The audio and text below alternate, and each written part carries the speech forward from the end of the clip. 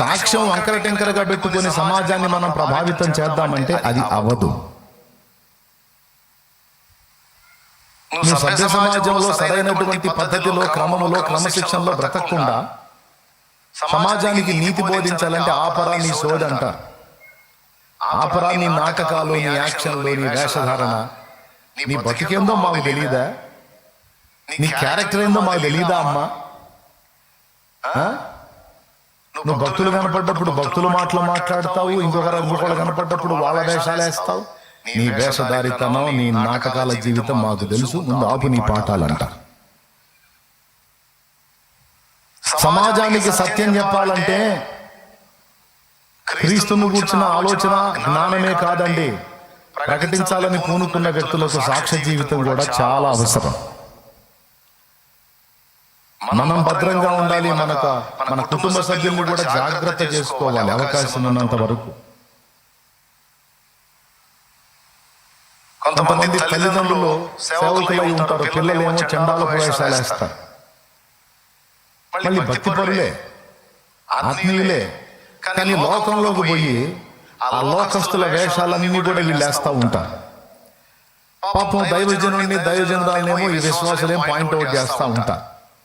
వీళ్ళిద్దరూ బాగానే ఉన్నారు, కానీ ఆ పిల్లల్ని క్రమంలో పెట్టుకోవటం వీళ్ళకి చేతగాల. ఆ పిల్లల అవతారాలు ఏంది, వాళ్ళ డ్రెస్సులు ఏంది, వాళ్ళ వేషాలు ఏంది, వాళ్ళ ప్రవర్తన ఏంది. పాస్టర్ గారు మనకొచ్చి నీతి బోధాలు చేస్తాడు, కానీ పిల్లలకు నీతి నేర్పలా.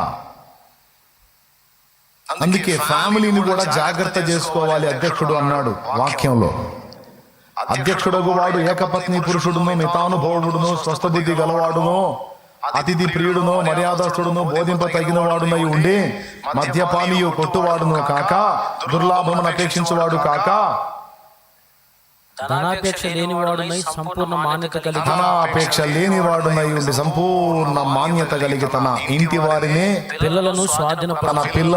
తన ఇంటి వారిని స్వాధీనపరుచుకునొచ్చు బాగుగా ఏలువాడునై ఉండవలెనన్నాడు.